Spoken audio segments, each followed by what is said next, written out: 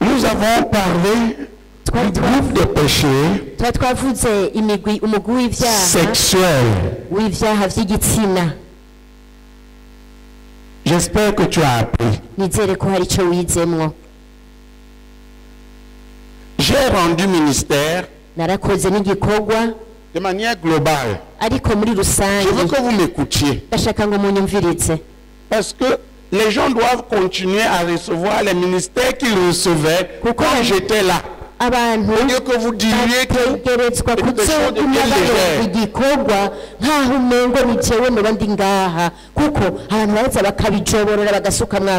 Je veux attirer l'attention des frères sur une chose. Si vous voyez comment j'ai prié pour les puissants démoniaques, les maladies et les malédictions qui sont entrés à travers les péchés sexuels.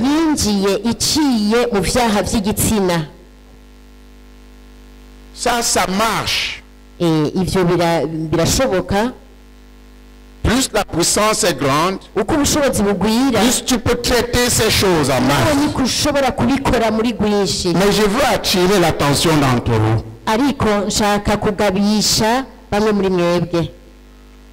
Il y a possibilité, et c'est plus profond et plus efficace, de rendre maintenant ministère péché, genre de péché par genre de péché, le même ministère.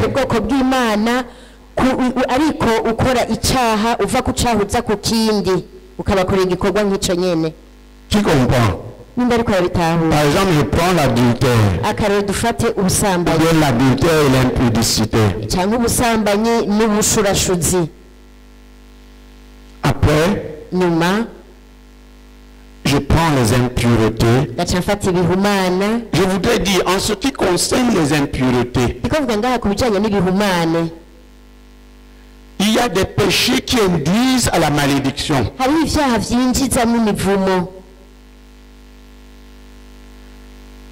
Il ne faut pas traiter ça seul en l'air.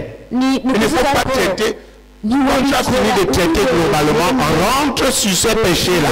Parce qu'il y a des malédictions spécifiques.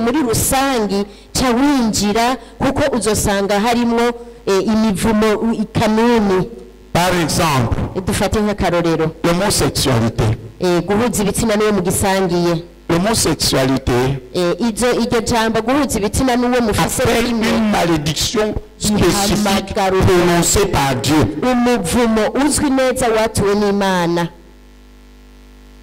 La Bible dit, maudit soit celui qui couche avec un homme comme une femme. Et c'est Dieu qui dit.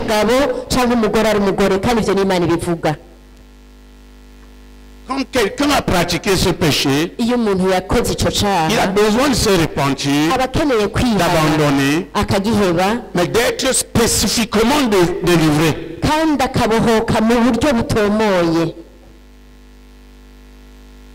Qui comprend? Donc là, on ne peut pas globaliser. Hier, j'ai rendu un ministère global. Quand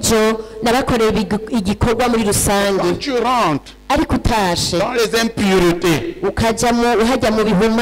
chacun de ces péchés conduit à une malédiction. Il faut la briser. L'inceste. La Bible dit clairement,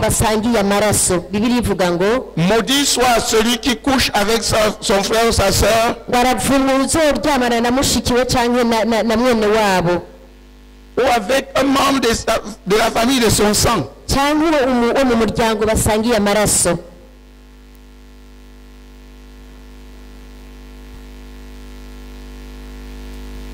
Il y a une malédiction.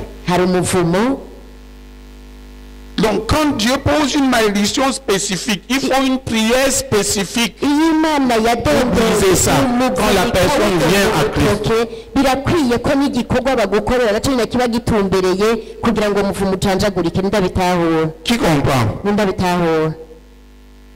Là, je rentre dans les spécifications. Aho mba ninjiye mu bintu biba bitomoye kimwe ku kindi.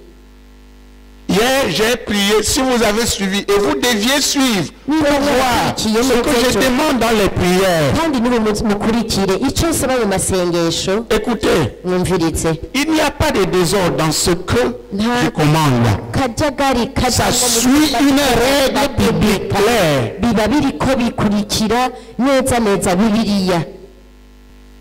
Donc, les sujets que je commande là, c'est des enseignements à prendre, à traiter comme ça.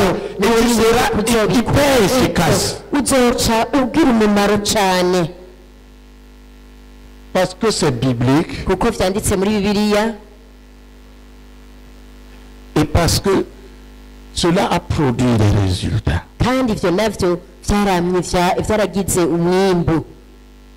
Reconnus. Amen. Amen. Donc ce soir, je voudrais qu'on prie pour certains détails.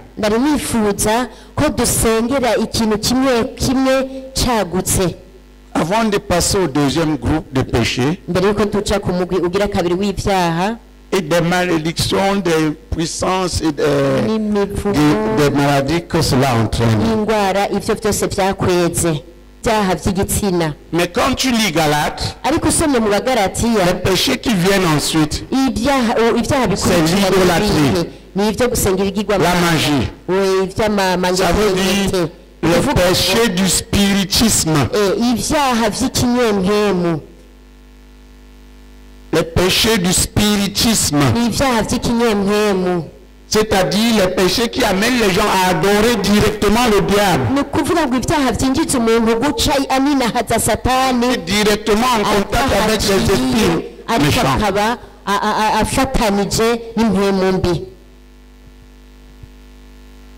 Demain, nous allons commencer ça. Et vous allez voir, plusieurs seront délivrés des problèmes qu'ils ont traînés durant leur vie. Mais ne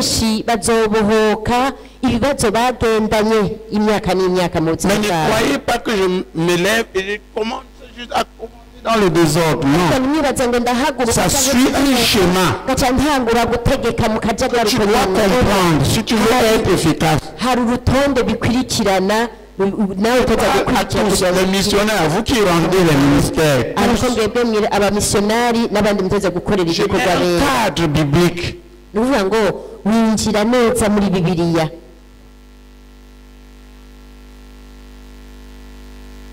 C'est là où je vous ai dit que le deuxième objectif de ce ministère, c'est un objectif d'enseignement.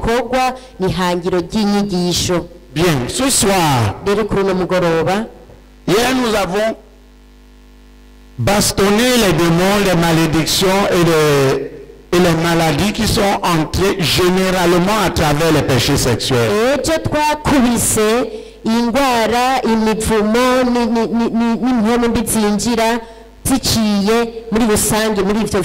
soir, nous allons entrer dans le paquet des péchés spirituels et traiter avec certains péchés qui introduisent l'homme sous la malédiction.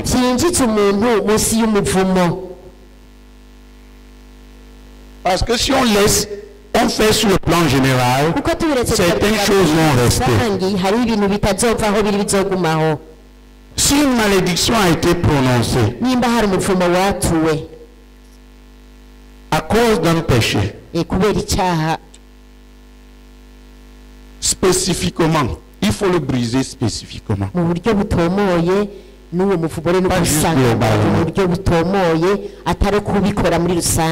Dieu n'a pas dit maudit soit quiconque commet un péché sexuel. Il a dit soit quiconque couche avec un homme comme avec une bête comme on couche avec une femme.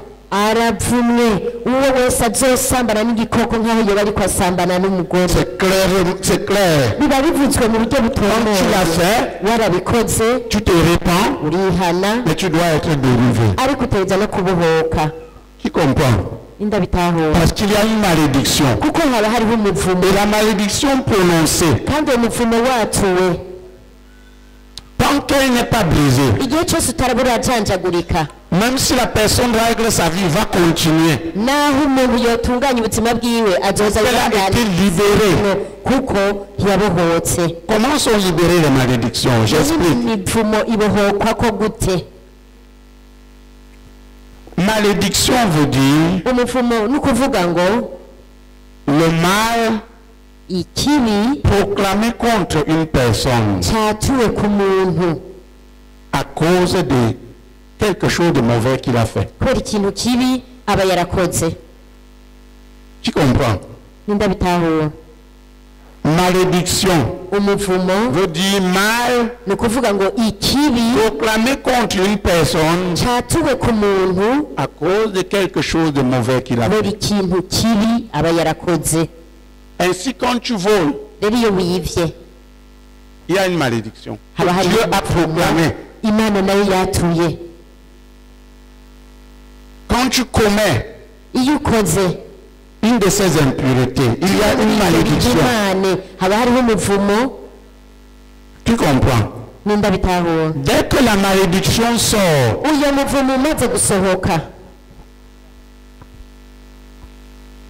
y a des démons libérés pour s'assurer que dans ce domaine-là, la personne ne soit jamais normale.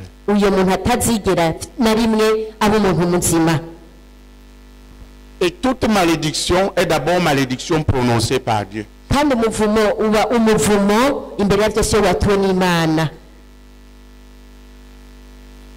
C'est Dieu qui l'a dit.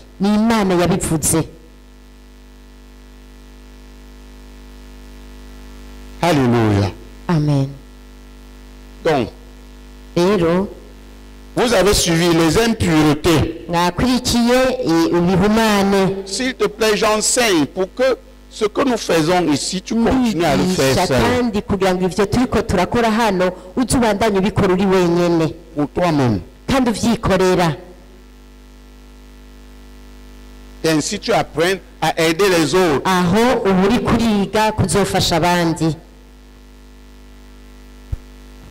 Gloire à Dieu. Amen. Aujourd'hui, nous allons donc traiter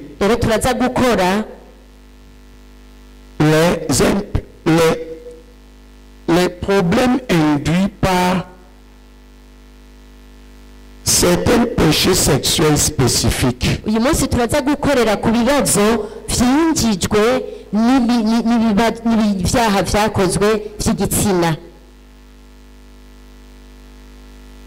Et nous allons commencer.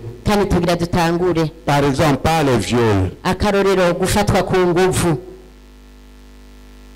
Quand quelqu'un est passé par là, il faut la délivrance. Certains ici sont comme ça. Au moment où je parle là, certains sont en train de devenir très tristes. Si on continue, ils vont commencer à pleurer.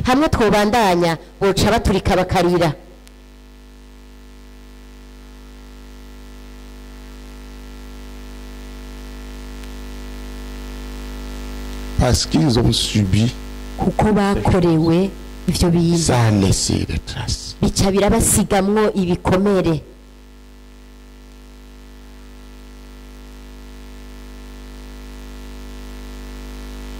Nous allons nous lever et prier. La première chose que tu vas faire, c'est quoi? C'est dire à Dieu, Dieu, je renonce à tout péché sexuel. Et à toute impureté. et à toute impureté. Et tu le supplies. Si c'est un viol que tu as subi, montre-lui ça. Dis-lui, papa, j'ai été violé par tel.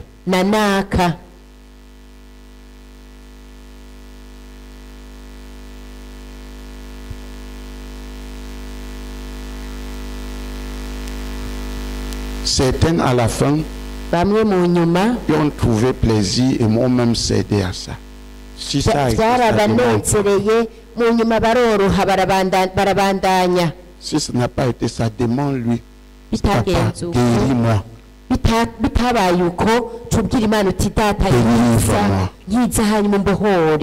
Purifie-moi.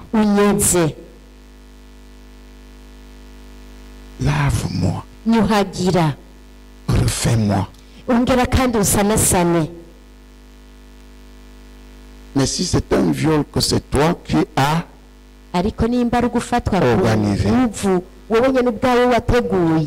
réponds-toi sérieusement.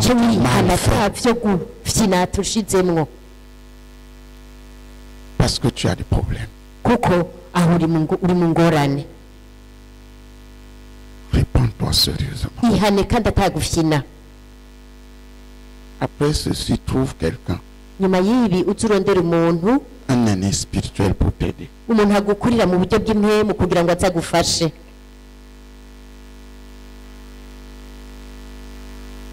Nous allons prier.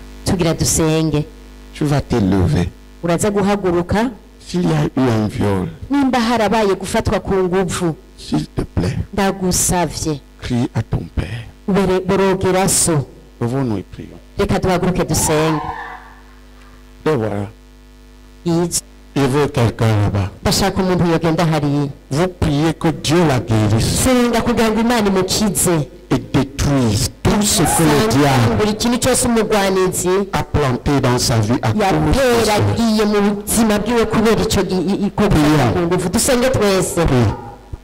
Reconnais, ne cache pas. Là. Supplie le Seigneur, dis, papa, guéris-moi. Guéris-moi de tel viol. Guéris-moi de tel viol que tel m'a fait subir.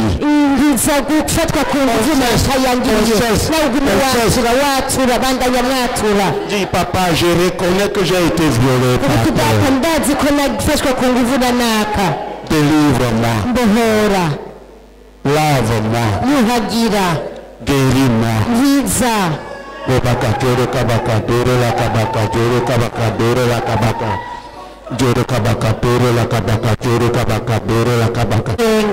Demande Dieu de te libérer de tout ce que ce viol a entraîné dans ta vie. Si tu as eu cela, par exemple, moi, en tant qu'enfant, j'ai été violé.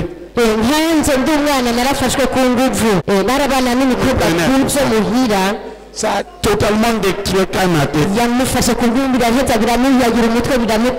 n'ai peut-être pas voulu, mais tu dois reconnaître. Et dire à Dieu de ta bouche. Tu parles de ta bouche. Seigneur, j'ai été violé par terre. Dis-le de ta bouche. Dis-le de ta bouche. Dis-le de ta bouche.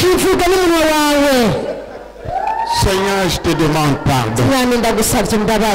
Lave-moi. Purifie-moi. Délivre-moi des conséquences de ce viol. Oh Seigneur.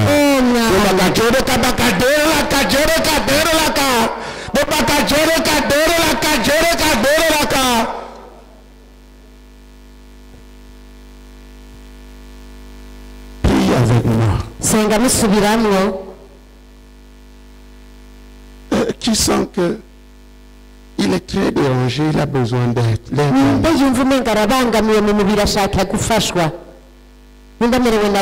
Tu as besoin d'aide.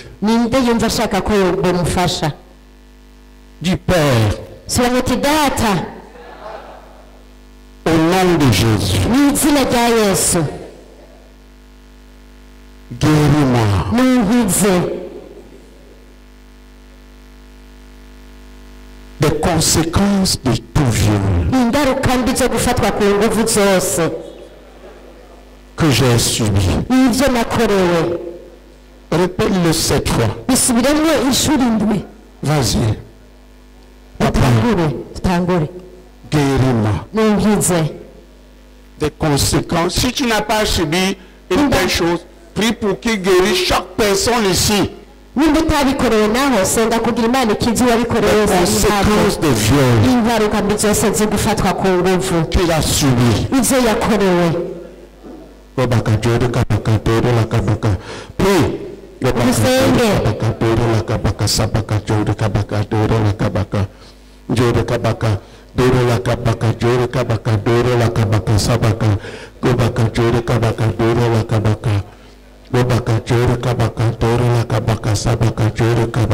Encore plus intérêt.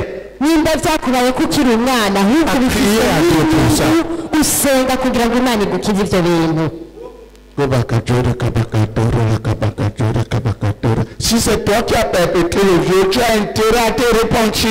Nimba ari wowe naho wabigizemwo uruhara vyo kubera vyinshi borogeye Imana kugira ngo supplier Dieu de te pardonner. ukinginga Imana kugira ngo iguharire ikubohore iyo mivumo yose vyakweze mu buzima bwawe Et de te guérir kandi yongere igukize des chocs et des blessures ibikomere n'umubabaro qui sont aujourd'hui dans ta vie uyu munsi bisanzwe biri mu buzima bwawe à cause de cela. kubera ivyo vyakubayeko. Mets ta main sur la tête. Shira ibiganza vyawe ku mutwe. Dis, au nom puissant de Jésus, Biramutse mu izina ry'ubushobozi rya Yesu. puissance démoniaque, Ubushobozi bw'abadayimoni, malédiction imivumo et maladie n'indwara qui est entrée dans ma vie mwebwe mwinjiye mu buzima bwanje à cause de viol. kubera ugufatwa ku nguvu. Jésus te détruit. Yesu aragusambuye, Tu es brisé. urajanjaguritse, Tu es brisé au nom de Jésus. urajanjaguritse mu izina rya Tu es Yesu, brisé au nom de Jésus. urajanjaguritse mu izina Tu rya es Yesu, brisé au nom de Jésus. urajanjaguritse mu izina Tu rya es Yesu, brisé urajanjaguritse au nom de Jésus. mu izina rya Yesu. Puissance démoniaque, Ubushobozi bw'abadayimoni, malédiction, imivumo, maladie indwara, et infirmité ubumuga qui te trouve dans ma vie maintenant mwebwe muri mu buzima bwanje ubu nyene à cause des viols que j'ai subis. kubera ugufatwa ku nguvu vyambaye, Des viols. kubera ugufatwa ku nguvu Où que tu sois, aho bihererewe hose, tu es brisé, urajanjaguritse, tu es détruit. urasambutse. Jésus te détruit. Yesu aragusambura, Jésus te détruit. Yesu aragusambura, Jésus te détruit. Yesu aragusambura, Jésus te détruit. Yesu aragusambuye. Sors. Sohoka, Sors. sohoka, Sors. sohoka, Sors. sohoka, Sors. sohoka, Sors. sohoka, Sors. sohoka, sohoka, Sors. sohoka, sohoka, Sors. sohoka, Sors. sohoka. Tu as des vertiges Ninda ariko arazungurirwa ou envie de vomir. cyangwa ashaka kudahwa, Tu lèves la main. acakiriza ukuboko. Allez vers eux. Ngwino mumusengere Tu as hano. des vertiges. Uriko urazungurirwa, Allez là. ngwino genda mubasengere. Et gronder ces choses. Kanka muri ivyo bintu Brisez-les, commandez et sortir. zitanjanjagurana muzitegeke. Au moment où je parle, Mwanya nyene ndiko ndavuga, plusieurs vont avoir des vertiges benshi baraza kumva ibizunguzungu ou envie de vomir. cyangwa bashake kudahwa. Tu lèves la main. Uce gucukiriza ukuboko. Bakadoro kabakadoro la kabaka sabakadoro kabakadoro la kabaka. Gubakadoro kabakadoro la kabakadoro kabakadoro la kabaka. Gubakadoro kabakadoro la. Sohoka, sohoka, sohoka, sohoka, sohoka, sohoka, sohoka, sohoka, sohoka. Au nom de Jésus, Mw'izina rya Yesu, puissant démoniaque, ubushobozi bw'abadayimoni, malédiction, infirmité et maladie qui te trouve dans ma vie maintenant. À cause de Dieu, Jésus te détruit. Jésus te détruit.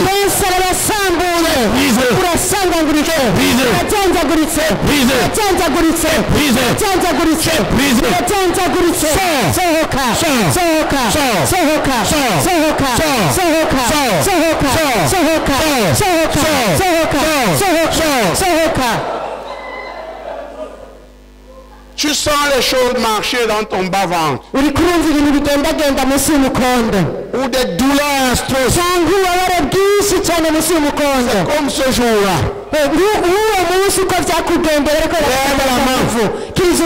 C'est Jésus qui veut te délivrer. Vous allez vous manifester. Vous n'allez pas vous cacher. Sans de trous dans le bas-ventre. Lève la main. Tu as besoin de délivrance.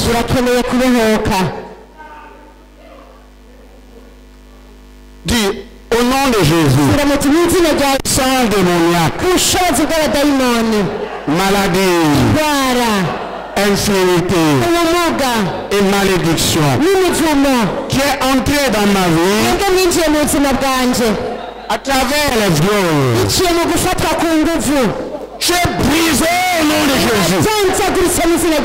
J'ai détruit au nom de Jésus.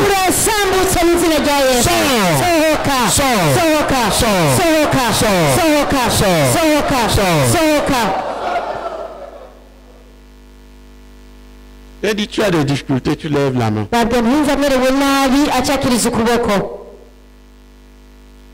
Dis papa. Guéris-moi. Délivre-moi. Purifie-moi. De toute malédiction. De toute maladie. De toute infirmité. Qui est entré dans ma vie à travers le viol. Demande cela 7 fois. Vas-y avec eux. Dis-moi papa.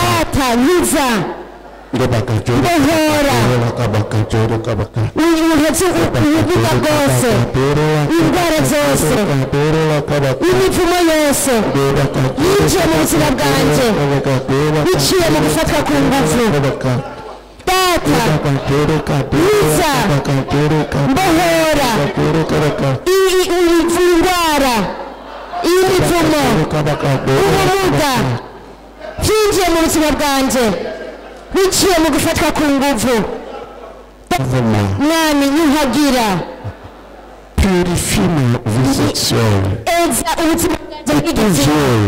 et des conséquences de tes viols.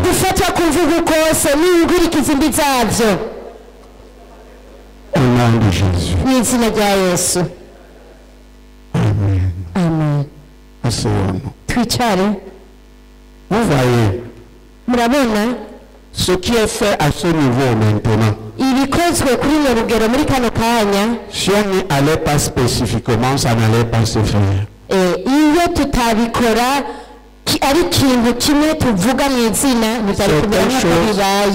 Ont besoin qu'on les touche spécifiquement. Et je veux que les pasteurs retiennent la structure de délivrance que nous posons.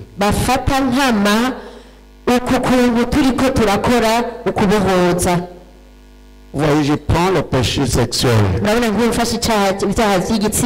Je rends un ministère global. Mais je rentre dans le péché spécifiques qui sont de nature à infecter le croyant. J'ai pris le péché où Dieu a prononcé clairement une malédiction.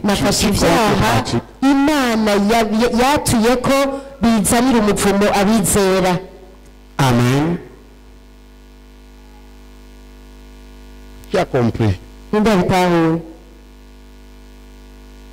Gloire à Dieu. Amen. Donc le ministère de délivrance demande de l'application, de la compréhension, de la connaissance.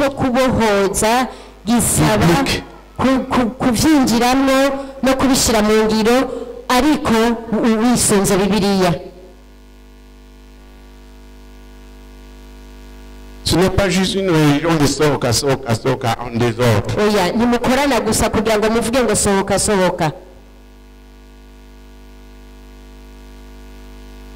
Tu as noté que tout ça est biblique.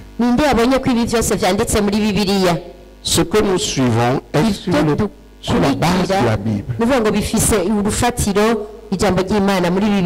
Si Dieu a prononcé une malédiction, il faut que spécifiquement, il faut que quelqu'un l'arrête spécifiquement au nom de Jésus.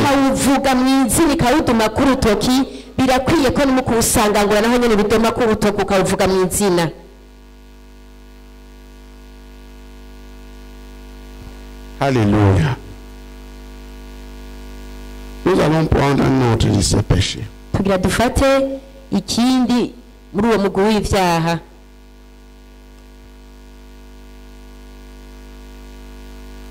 Nous prenons quoi?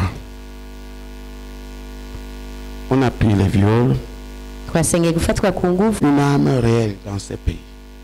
En Afrique. Kintu gikomeye cyane gose muri kino gihugu canke muri Afrika.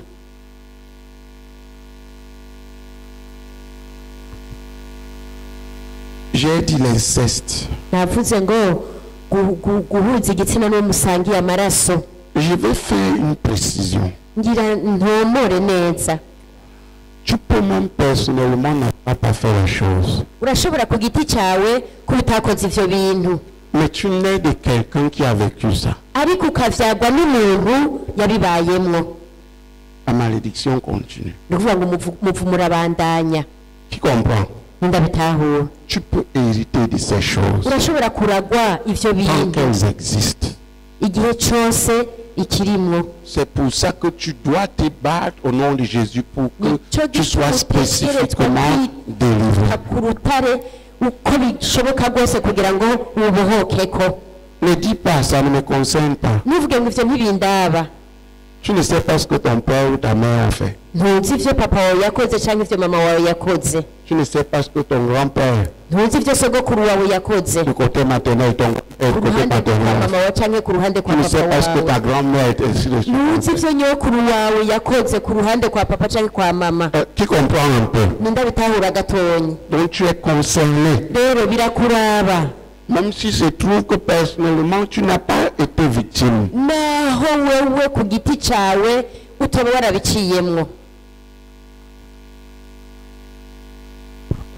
Vous allez vous rendre compte que pendant que nous rendons ministère,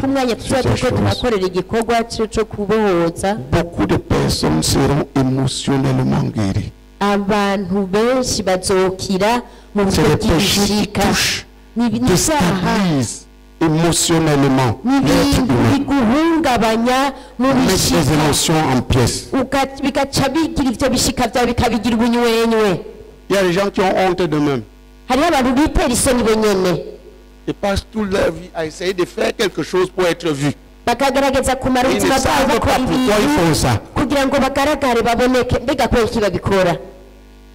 C'est l'horreur de ces choses qu'ils essayent de fuir.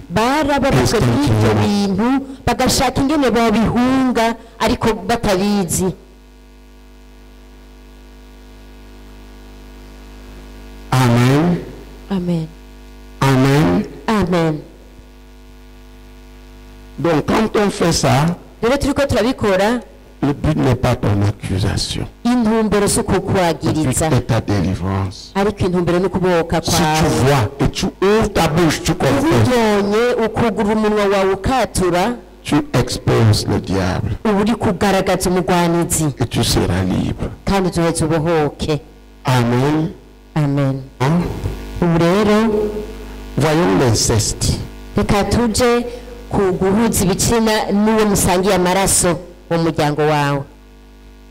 Dis à ton voisin l'inceste. Jiriwe mwicaranye utuwe musangiye amaraso guhuza ibitsina no musangiye amaraso. Ne dis pas yo. Tuvuge ngo ya. Moi je ne suis pas concerné. Ngo jewe ivyo ntibindaba. C'est une grosse erreur. Aho ba wihenze cyane.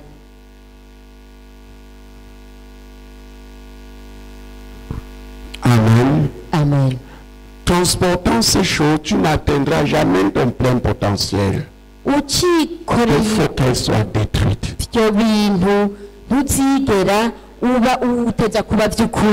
C'est les relations sexuelles entre membres d'une même famille. Dieu a clairement déclaré là-dessus une malédiction.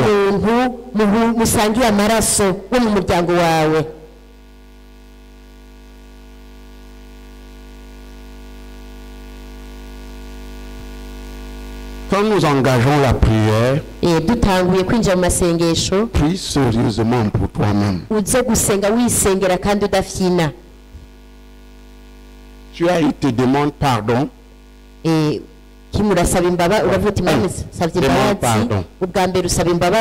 Sépare-toi de ça.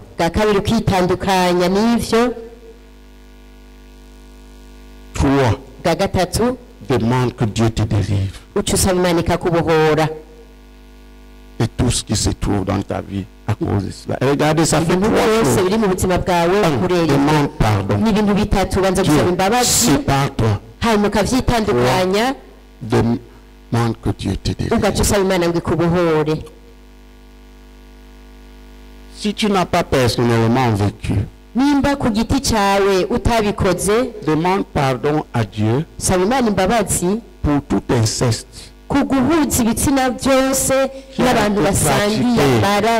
qui a pu être pratiqué par tes parents, tes arrière-parents, dans ta famille. Dans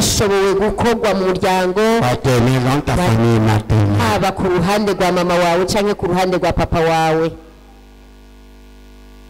Prie pour que sépare-toi de ça. Et prie pour que Dieu te délivre de tout ce qui est dans ta vie à cause de ça. Quand je donne ces choses,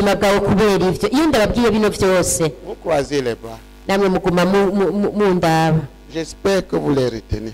Je voudrais vous dire que je veux que le désordre cesse dans la délivrance. On est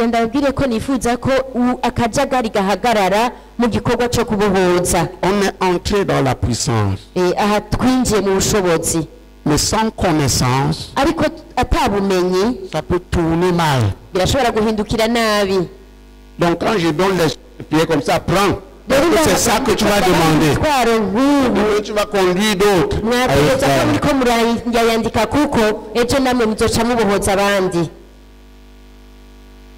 Quand je vais demander que tu pries, comme prie,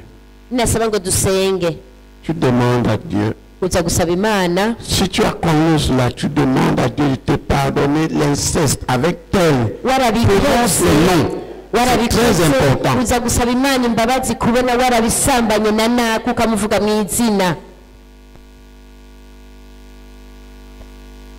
Sépare-toi de ça au nom de Jésus. Au nom de Jésus, je renonce à cette espèce et je me sépare au nom de Jésus.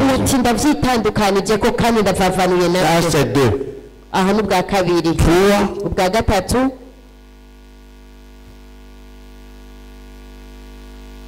Prie que Dieu te délivre de tout le mal qui se trouve dans ta vie aujourd'hui à cause de cela. Je voudrais que tu sois responsable quand nous prions.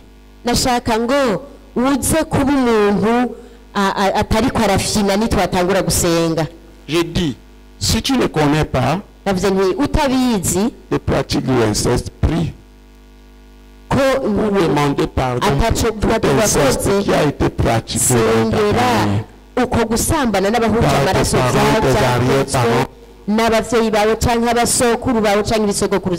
Que Dieu pardonne. Sépare-toi de cela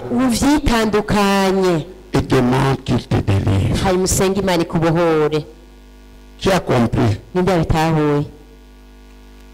nous lever, chacun va prier d'abord. De tout son cœur, de toutes ses forces. Quand on veut traiter Satan, on use de violence. Tu parles de ta bouche. Prions.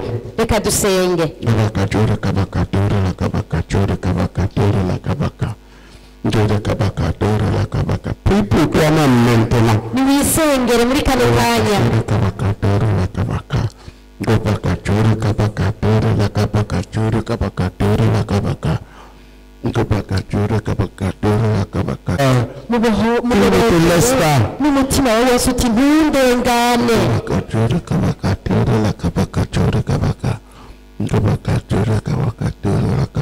Parle de ta bouche. Parlant de ta bouche, tu exposes le diable. C'est comme ça qu'il va s'aider.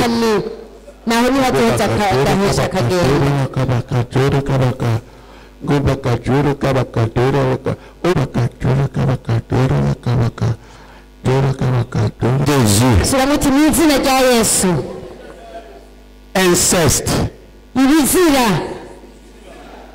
Je te rejette maintenant.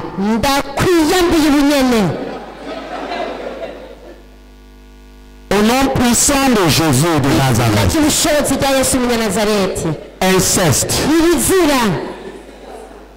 Je me sépare de toi. Qui a dit, oh Dieu, purifie-moi de l'inceste. Purifie-moi de l'inceste. Purifie-moi des conséquences. Purifie-moi, Seigneur. Purifie-moi maintenant. Purifie-moi maintenant. Purifie-moi maintenant. Purifie-moi maintenant. Purifie-moi maintenant. Quelqu'un sent son cœur battre de plus en plus fort. Quelqu'un est en train de sentir son cœur battre de plus en plus fort. Lève la main.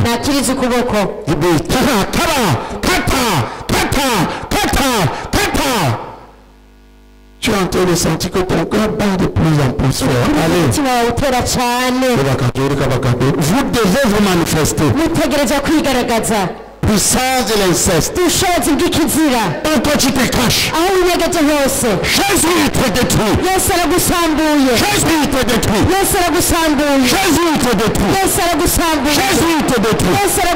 J'ai explosé. J'ai explosé. J'ai brisé. J'ai brisé. J'ai brisé. J'ai brisé. J'ai brisé. J'ai brisé. J'ai brisé.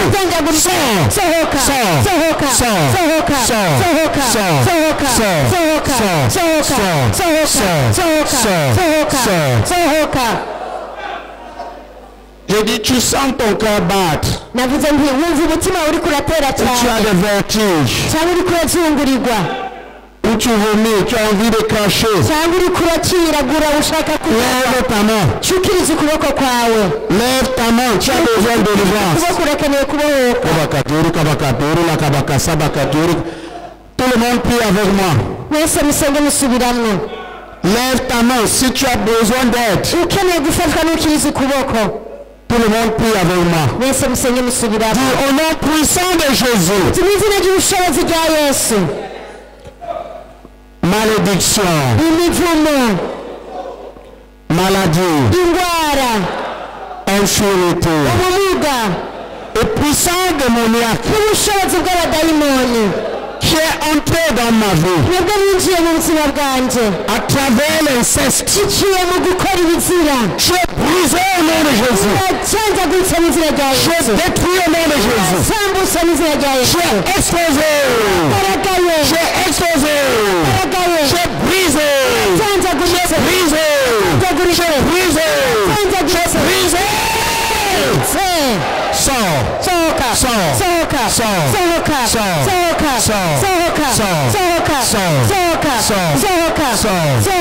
Sors au nom de Jésus. Et ne reviens pas. Et Et ne reviens pas. Ntusubire kugaruka. Et ne reviens pas. Ntusubire kugaruka. Et ne reviens pas. Ntusubire kugaruka. Tu as besoin d'aide, tu lèves la main. Urakeneye ko bagufasha nukirize ukuboko. Le vertige. Ufise ibizunguzungu. Le blocage de la respiration. Wumva guhema bikubangamiye. Là. Envie de renvoyer quelque chose. Wumva umengo hari ibintu ushaka gusohora. Le cœur qui tape fort. Wumva umengo umutima uratera cyane. Vous allez là de vous commander avec force. Tegeka n'inkomezi zawe zose ngo ugiye kumufasha. Commandez avec force. Tegeka Commandez avec force, il ne va pas. bategeka n'inkomezi zose cyangwa nzigenda. Vous êtes exposé. Muragaragajwe. Puissant de l'insecte. Ubushobozi bwo gukora ibizira. Et que tu te caches ce soir. Ahinyegeje hose kuri uyu mugoroba. Urajanjaguritse. Maladie. Indwara.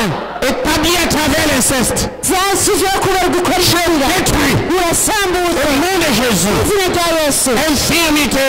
Ubumuga. Brisé. Urajanjaguritse. Malédiction. Imivumo. J'ai cassé au nom de Jésus. Urapfunaguritse mu izina rya Yesu. Sohoka. Sohoka. Sohoka. Sohoka. Sohoka. Sohoka.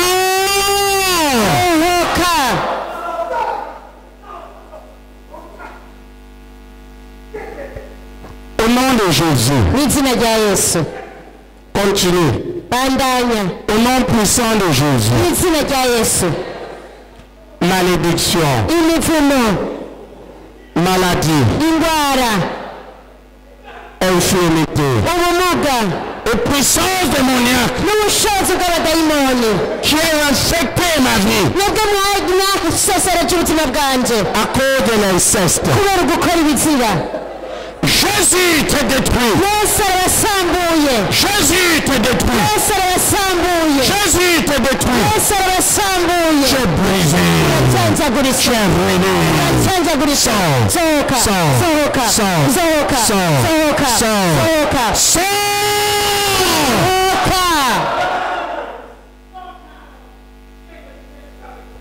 Des mouvements dans le bas-ventre. Wumva ibintu vyiyungurutsa munsi y'umukondo. De violents mouvements. Wumva ibintu bibabaza cyane munsi y'umukondo.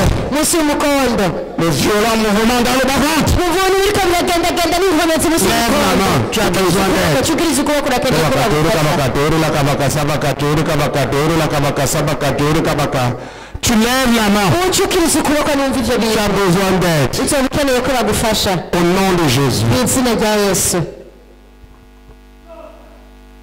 Dis papa.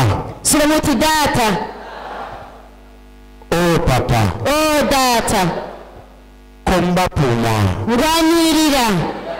Contre tout ce que l'inceste Kuri ivyo vyose. a produit dans ma vie. Gukora ibizira vyashize mu buzima bwanje. Crie à Dieu. Barogera Imana. Papa, combat pour nous. Uti data ngwanirira. Prie pour nous. Seigneur, combat pour nous. Uti mwami Oh ngwanirira. papa, combat pour Oh nous. data ngwanirira. Tout ce que l'inceste Ibintu vyose a guvwibizira. produit dans nos vies.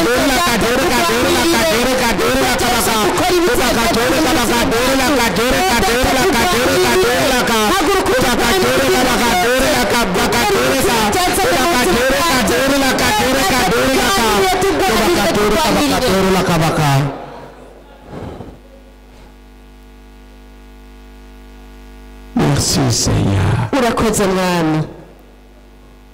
Dis merci Seigneur. Siramo nawe turakoze mwami. S'il te plaît, Ndagusavye. tu avais comme un gonflement.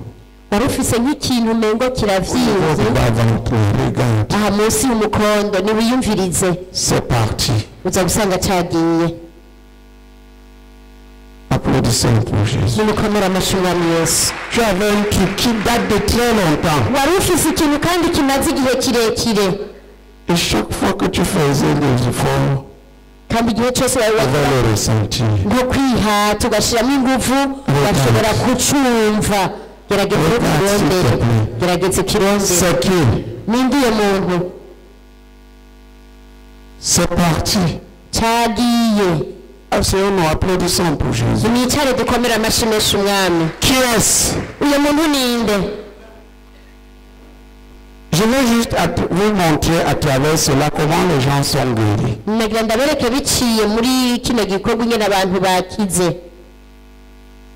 S'il te plaît, tu avais un gonflement au niveau des entrailles. sinzi ko ari munsi y'umugongo navuze ngo ni wiyumvirize ukirondere gihejeje kuzimangana nindi uwo muntu nimba ari wewe nukirize ukuboko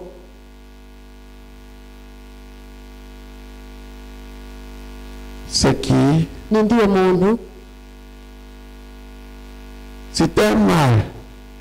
gari ubabare au niveau du bas-ventre. Munsi y'umukondo. Il vient de disparaître. Kandi buhejeje kuzimangana. C'est qui? Ninde. Ça pourrait être Keko ari no mu bihimba vyawe vy'ibanga. Un mal qui était permanemment là. Ubabare bwahora buza bugumaho bugenda bugaruka. Probablement avec un gonflement. Bishoboke ko hari harimo n'ikintu kivyimvye. Jésus vient de te guérir. Yesu ahejeje kugukiza. Applaudissons pour Jésus. Nimukomera amashimisho mwami Yesu. Jésus vient de te guérir. Yesu ahejeje kugukiza. Jésus vient de te guérir. Yesu ahejeje kugukiza. Si tu avais un peu comme ça pendant que nous sommes là, regarde. Nimba iwawe vyari bimeze uko umwanya twariko turasenga. Cela disparaît. Vyazimanganye Yesu ahejeje kugukiza. Sache que tu es guéri. Menya neza ko wakize. Applaudissons pour Jésus. Mukomera amashyi umwami Yesu. Et si tu te rends compte, tu rends témoignage. Usanze vyakize uze gushinga intahe. Parce que la personne est là. Kuko uyo muntu nta nkeka ari hano. Mais tu sais, tu peux porter certaines choses pendant si longtemps que tu ne te souviens même pas que c'était mal. Ariko ivyo bintu birashoboka ko ubimaranye igihe kirekire ku buryo vyogenda ntumenye ko ari wewe. Il vient d'être délivré à ce niveau. Nindahejeje kubohoka kuri no rugero. Donc vous voyez, c'est sérieux. Murabona rero ko atari ibintu vyo gushina. Si nous nous contentions de passer au niveau global, iyo tuza kunezererwa gusa no kubikora mu buryo rusangi, le lien n'est plus le plus profond n'aurait pas été. Ingoyi kandi zikomakomeye zoshoboye kutazokwigera zihava. On se rend compte que des choses qui les ont dérangés pendant des benshi muri mwebwe bazosanga ibintu vyababangamiye vyabagiriye nabi igihe kirekire vyamaze kugenda. Amen. La personne qui s'est aperçue, wa muntu mbega yisuzumye yabibonye, le gonflement. Applaudissons pour Jésus. Viens. Je suis en train de dire quoi? Dans ça, tu as la délivrance, la guérison, le brisement des malédictions. C'est un changement complet de ta vie quand cela est bien fait. C'est un mariage. Tu peux marcher libre. Vous voyez, ce que nous sommes est expliqué par notre passé. Peut être expliqué par notre passé. Même ces fautes que nous faisons aujourd'hui.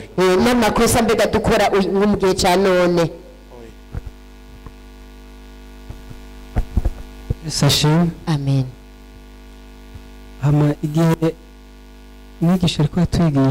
Quand on nous enseignait, j'ai commencé à sentir dans le bas-ventre. Et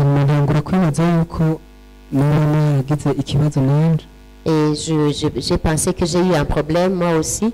Et je me souviens que j'ai eu à parler, à échanger avec maman. Il me partageait son passé.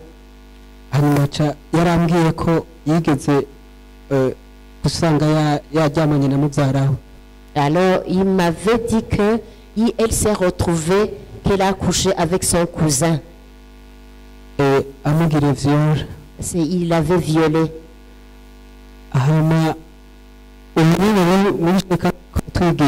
Alors maintenant, quand on nous enseignait là-dessus, je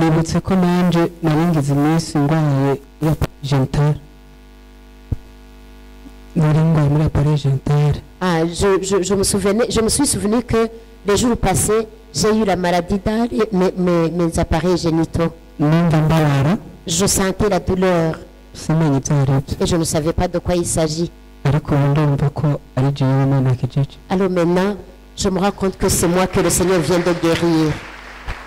Gloire à Jésus. Yes, Machine. Donc pense aussi un pasteur. Un pasteur avant tout, un docteur. Les gens sortent du monde délabrés. Le pasteur au nom de Jésus les reconstruit avec la parole. Qui comprend? Ce ministère en fait partie. Prends soin des gens. Si tu as un seul disciple, rassure-toi qu'il a reçu tout ça.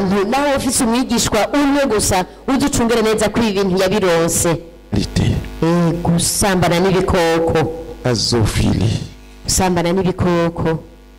S'il te plaît, lève-toi et commence à demander pardon pour cela. Vous savez, ce péché, c'est des atteintes à Dieu lui-même.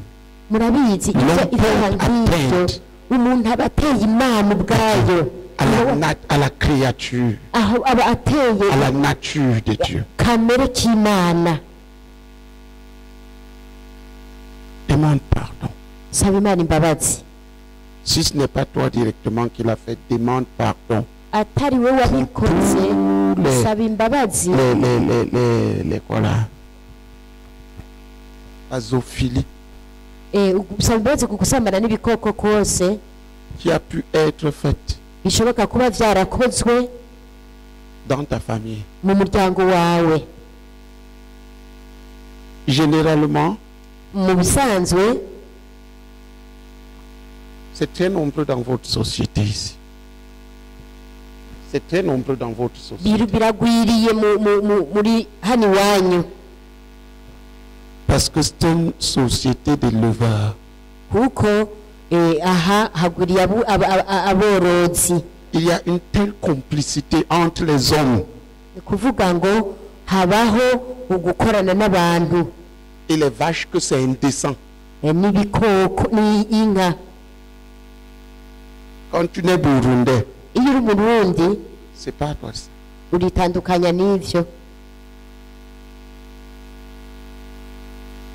Si on est honnête, est-ce que je me trompe? Non. C'est même commun quelque part. Quand tu t'en vas voir dans ta famille,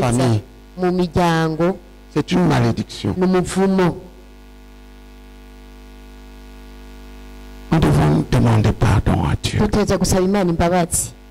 Si tu as été là-dedans toi-même, demande pardon pour ça et demande pardon pour ta famille. Pour tout ce qu'on a pu faire. Blesse la sainteté de Dieu. À travers la zoophilie. Levons-nous et prions. S'il te plaît, prie sérieusement. Levons-nous et prions ensemble.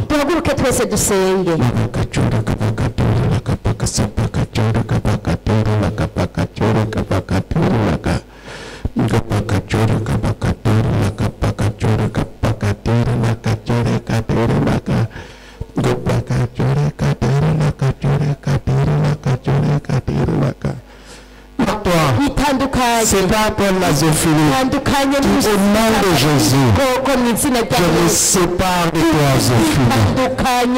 Et au nom de Jésus, je me sépare de la zoophilie. Au nom puissant de Jésus, je brise tous les liens malsains qui existent dans ma vie à travers la zoophilie. Au nom puissant de Jésus de Nazareth, je me sépare, esprit, âme et corps, de la zoophilie. Et je brise tous les liens malsains qui existent dans ma vie. Du fait de la zoophilie,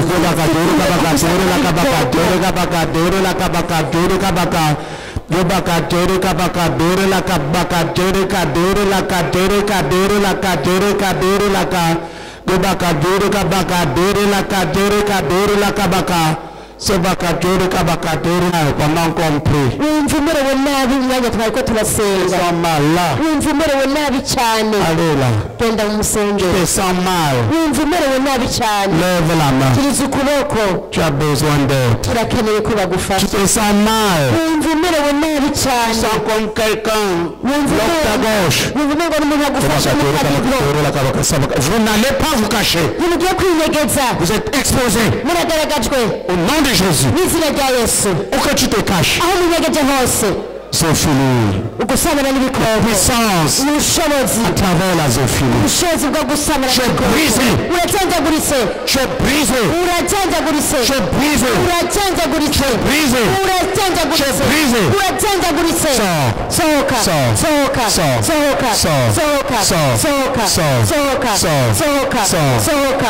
Au nom de Jésus. Qui a besoin d'aide? Lève la main. Lève la main.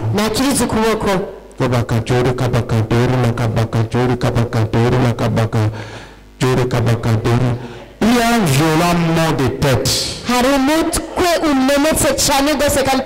qui vient de se déclencher. Un violent mal de tête. Allez vers lui. Chassez cet esprit. Au nom de Jésus. Un violent mal de tête. Commandez que cet esprit ne zoophilie pas. Que sa puissance soit brisée sur nous.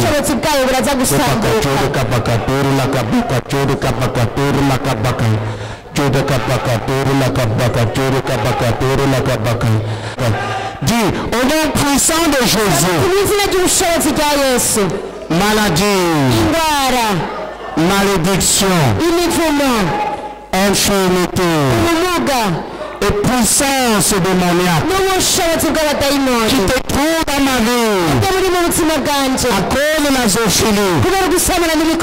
Jésus te détruit. Je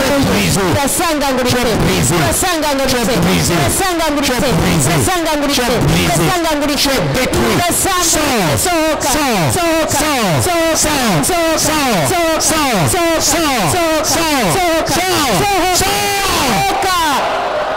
Tu as envie de vomir. Tu as envie de vomir.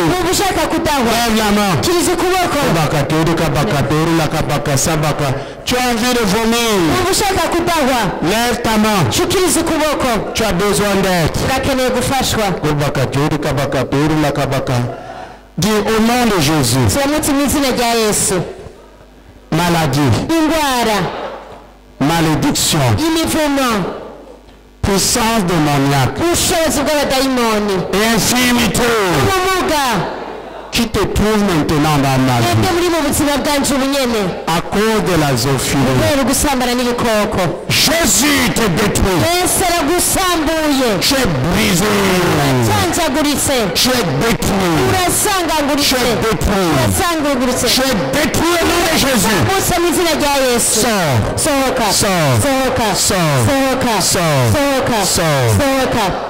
Oh Père, combat pour moi contre la zoophilie. Combat pour moi maintenant. Tu combats pour nous, Seigneur. Toute iniquité qui se trouve dans ma vie, à travers les pratiques de la zéphine, Papa. Combat pour moi. Combat pour nous.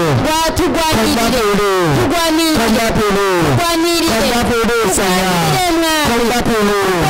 Combat pour nous, Papa. Combat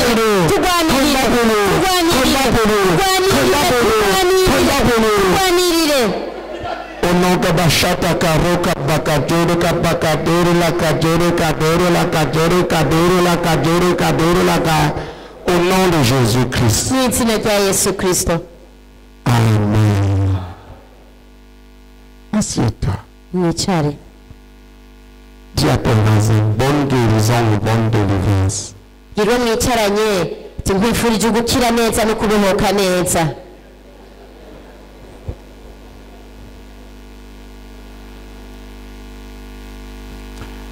Alléluia. Amen. Alléluia. Amen.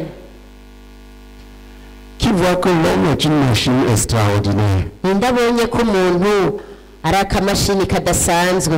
Qui voit ça?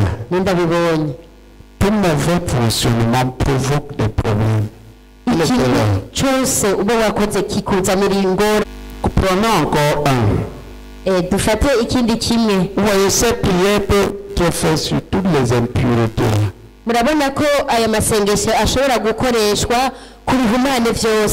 Si tu as le temps, prends même les impudicités.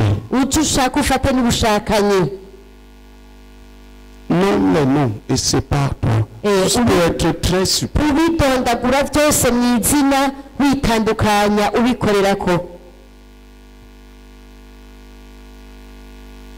Alléluia. Vous voyez combien les péchés sexuels pourrissent l'humanité.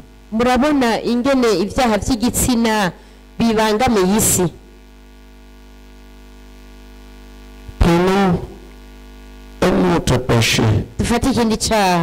La masturbation. Amen. Amen. Demande pardon à Dieu si tu as été ou tu es dedans.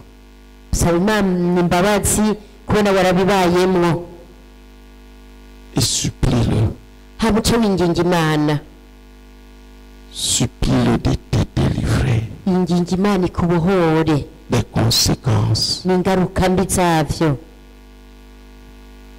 N'explique pas. N'explique pas. L'un des pièges de ce péché, c'est que tu peux expliquer par le fait que tu ne fais du mal à personne.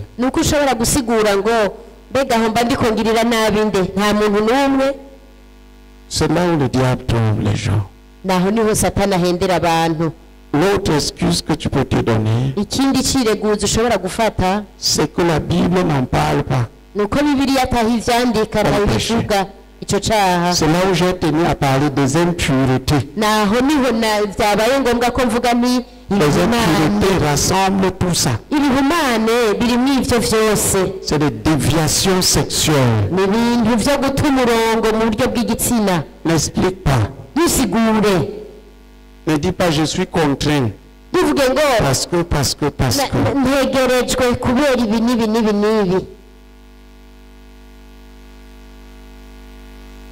C'est généralement le moyen que le diable utilise pour garder les gens prisonniers.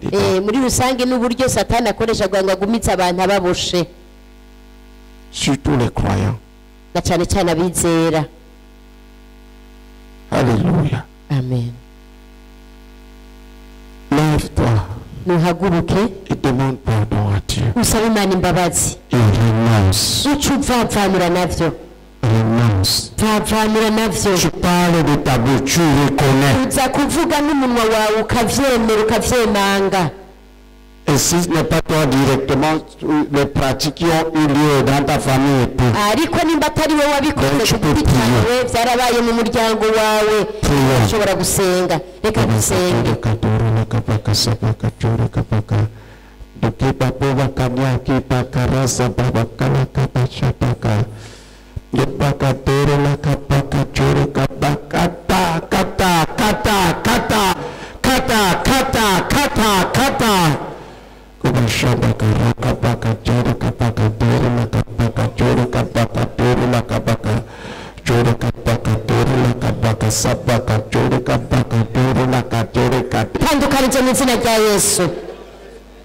Proclame-le 7 fois.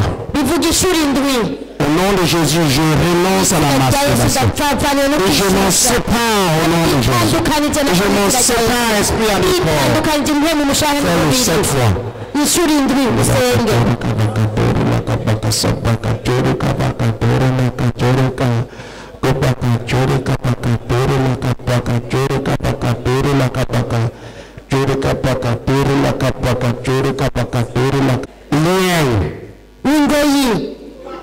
Et puissance de masturbation. Où que tu te trouves dans ma vie, tu es brisé. Tu es brisé. Tu es brisé. Tu es brisé au nom de Jésus. Tu es brisé au nom de Jésus. Tu es brisé au nom de Jésus. Tu es brisé au nom de Jésus. Esprit de masturbation. Sors.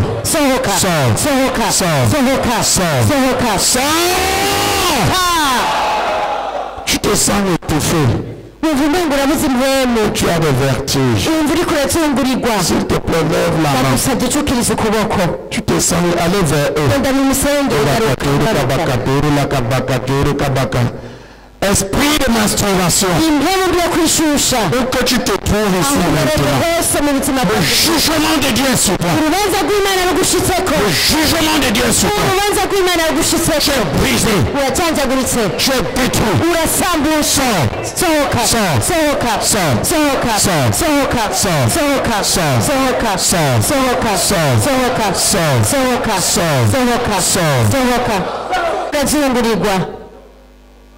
Tu as des difficultés, lève la main.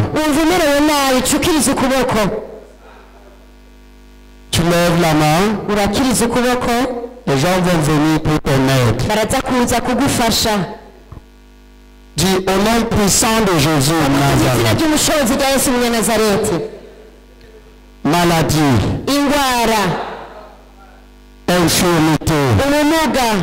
Déformation. Malédiction qui te trouve dans ma vie à cause de la masturbation. Jésus te détruit. Tu es brisé. Tu es détruit au nom de Jésus. Tu es détruit au nom de Jésus. Tu es détruit au nom de Jésus. Tu es détruit. Tu es détruit. Tu es détruit. Sors de ma vie. Au nom de Jésus. Malédiction. Infirmité. Maladie. Et puissance démoniaque qui te trouve dans ma vie maintenant à cause de la masturbation. Jésus te détruit. Jésus te détruit maintenant. Jésus te détruit maintenant. Tu es brisé. Tu es ruiné. Tu es démoli au nom de Jésus.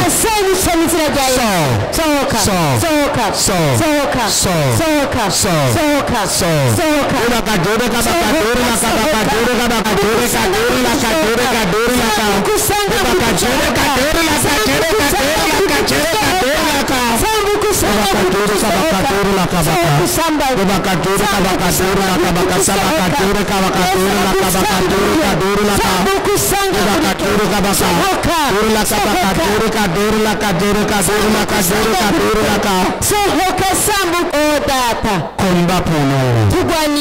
Combat pour nous la masturbation.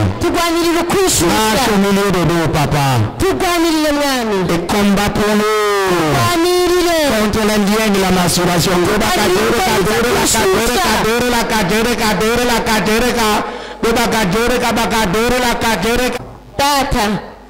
Marche au milieu de nous. Et combat pour nous. Toute emprise de Satan. À travers la masturbation. Oh papa. Combat pour nous. Toute Toute emprise de Satan. À cause de la masturbation. Oh papa. Brise l'emprise de la masturbation. Détruis-la, détruis-la, détruis-la. Détruis-la, détruis-la, détruis-la. Détruis-la, détruis-la, détruis-la. Détruis-la au nom de Jésus. Détruis-la, Seigneur. Détruis-la, Seigneur. Détruis-la, Seigneur. Détruis-la, Seigneur. Libère chacun d'entre nous. Libère ceux qui sont prisonniers. Libère les prisonniers. Libère les prisonniers. Libère les prisonniers. Libère les prisonniers. Libère les prisonniers.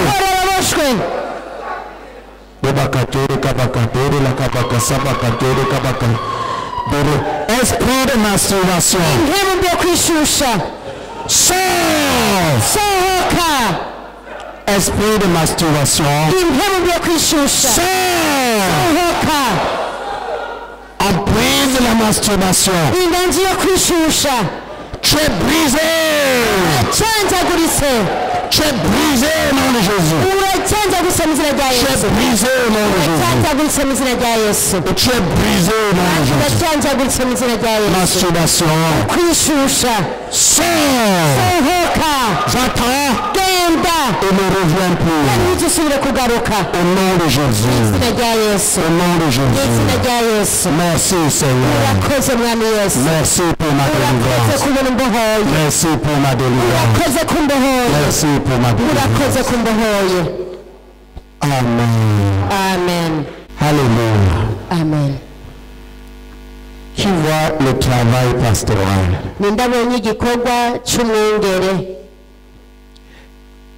Qu'est-ce que tout ceci vous dit? C'est que nous pouvons traiter les plaies du peuple que Dieu nous donne à la légère.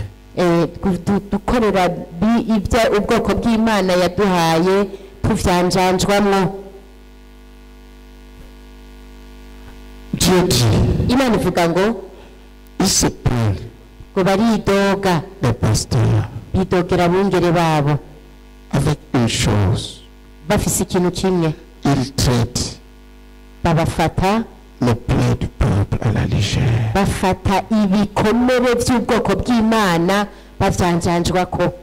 Qui se rend compte qu'il traite les plaies de son peuple à la légère. En suivant tout ceci. Qui se rend compte de cela? Lève la main. Tu dois délivrer ton peuple.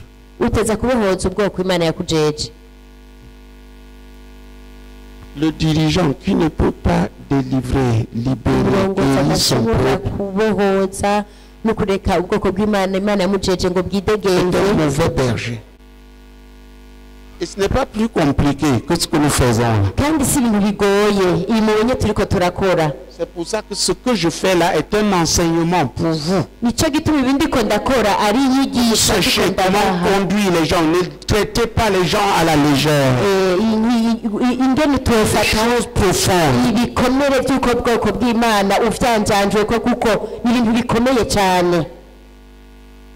Le peuple de Dieu a besoin d'un docteur.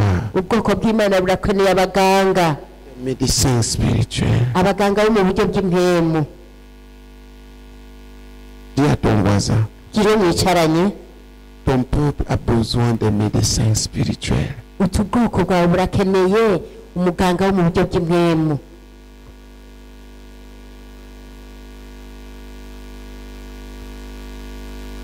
Quand le peuple est conduit par des enfants, ces plaies sont pensées à la... Si tu prends une plaie profonde avec du pus à l'intérieur et tu mets du sparadrap,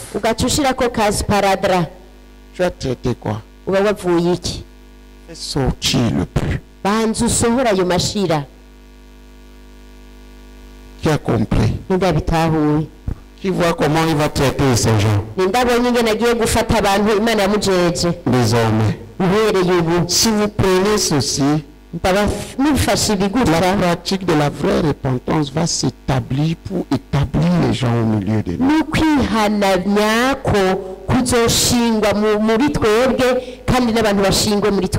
La personne, on lui explique point par point, il confesse. Donnez le nombre de jours qu'il faut. Allez-y progressivement. Mais libérez la personne. Amen. Ce n'est pas juste passer vite, vite, vite.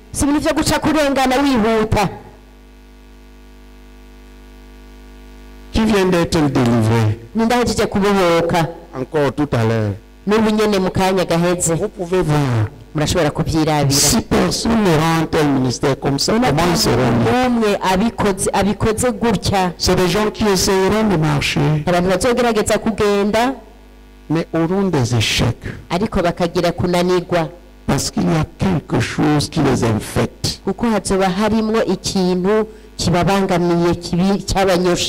Qui comprend? Ce n'est pas fini. La pornographie.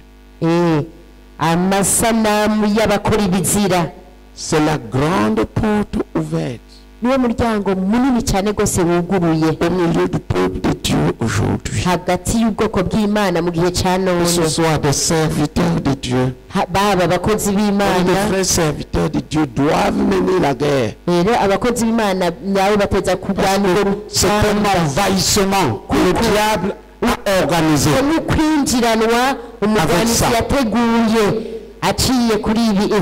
Avec ça.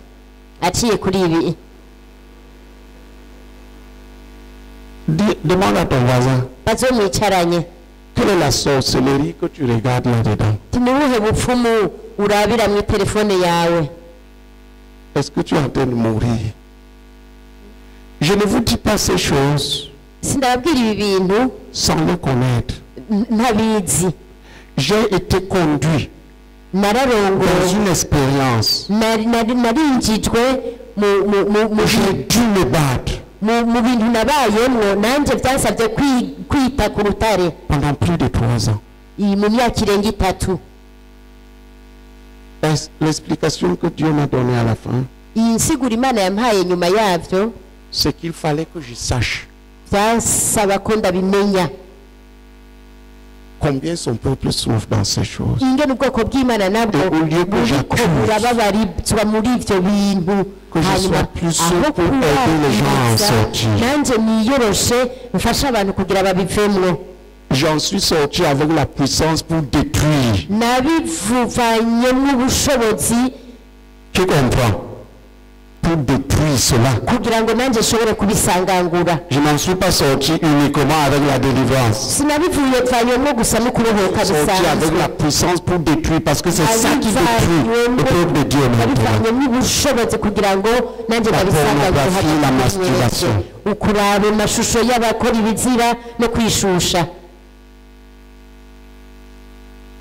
Amen. Amen. Répands-toi, sépare-toi et sois délivré.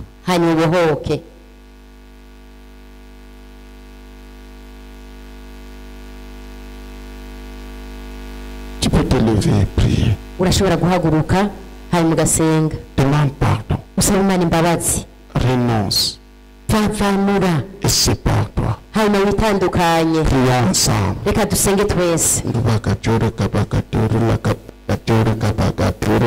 Au nom de Jésus. Pornographie. Je me sépare de toi. Esprit, âme et corps. Au nom de Jésus. Pornographie.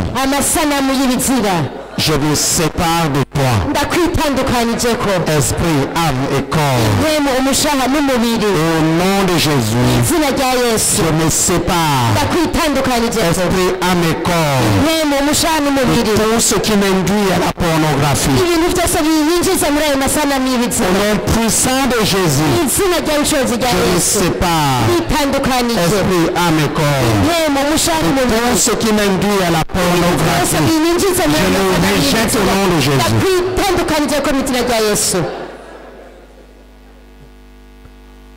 puissant de Jésus. Esprit méchant. Qui est entré dans ma vie à travers la pornographie. Où que tu te caches maintenant. Jésus te détruit. Je brise. Je détruis. Je détruis. Je détruis. Je détruis. Je détruis. Je détruis. Je détruis. Je détruis. Je détruis. Je détruis.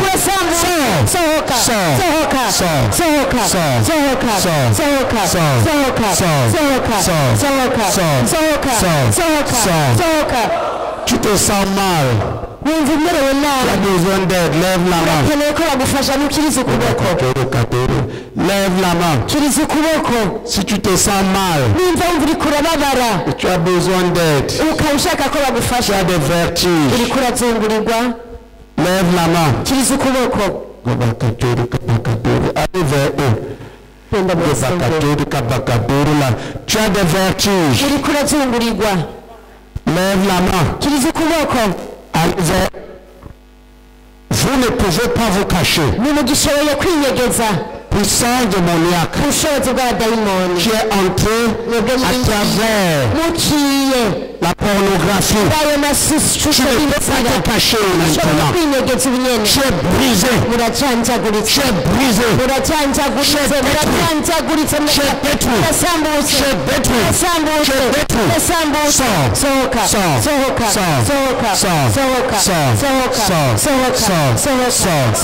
Tu es exposé. Tu as des vertiges. Envie de vomir. Tu lèves la main.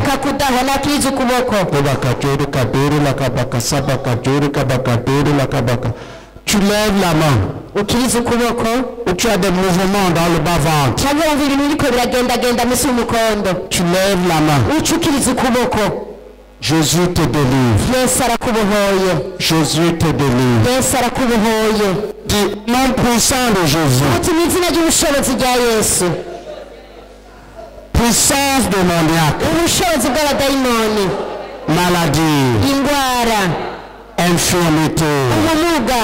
Et malédiction. Qui est entré dans ma vie à travers la pornographie. Jésus te détruit. Je brisé au nom de Jésus. Je brisé au nom de Jésus. Je brisé au nom de Jésus. Je détruis au nom de Jésus. Oh Père. Combat pour nous. Combat pour nous la pornographie. Combat pour nous la pornographie. Combat pour nous. Toute maladie. Entrée par la pornographie. Combat pour nous. Ce que le diable a établi dans la vie à travers la pornographie. Lève-toi, papa. Combat pour nous. Lève-toi, papa. Combat pour nous.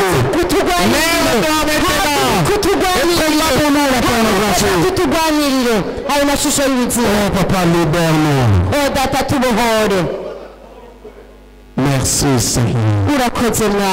Merci de nous libérer.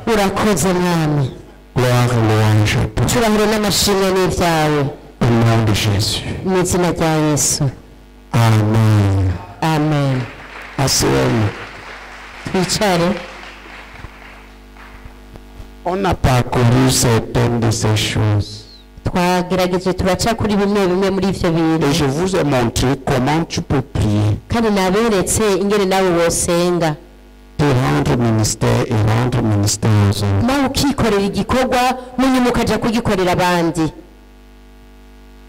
Alléluia. Amen. Mais quand tu rencontres quelqu'un, par exemple, le travail que j'ai fait là, fais-le concernant la prostitution. Parce que c'est la même chose, c'est ta vie qui appelle la malédiction.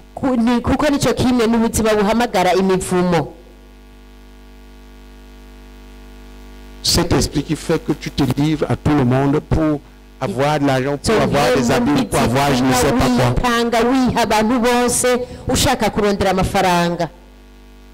Tu te vends. C'est important que tu pries. Parce qu'il y a des maladies que les gens ne savent pas d'où ça vient, des distorsions de la vie. Écoute, j'ai dit, certains d'entre nous ne vont pas avoir des délivrances manifestes. Ils seront délivrés. Quand tu es quelqu'un comme moi, qu'on avait régulièrement conduit chez les sorciers pour te garder,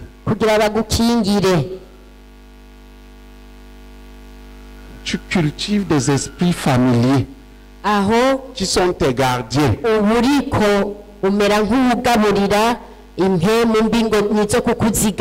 En fait, il ne te garde en rien. Il était là pour te garder de croire.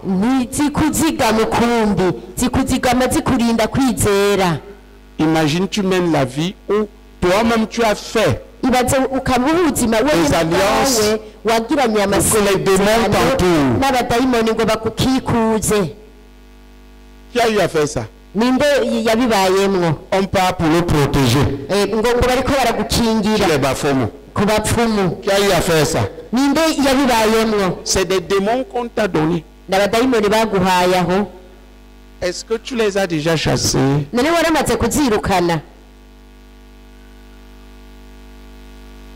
Voilà le problème. Je prends juste un exemple. Voilà comment une pratique conduit les gens à être environnés des démons. Les démons deviennent ses compagnons.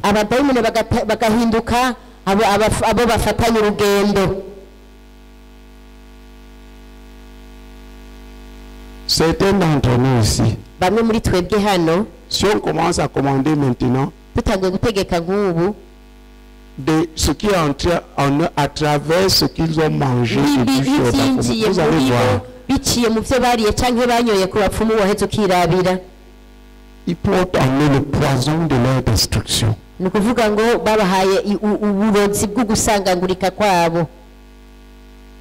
Oh, c'est tout ça. Demain tu viens bien préparé. Amen. Amen. Tu vois que tout ce que j'enseigne là, c'est logique et c'est biblique.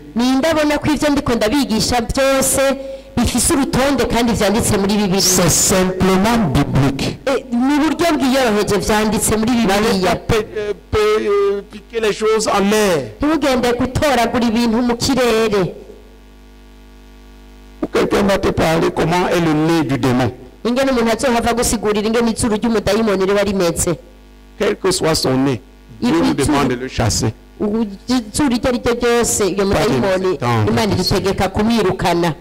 Amen. Sois béni.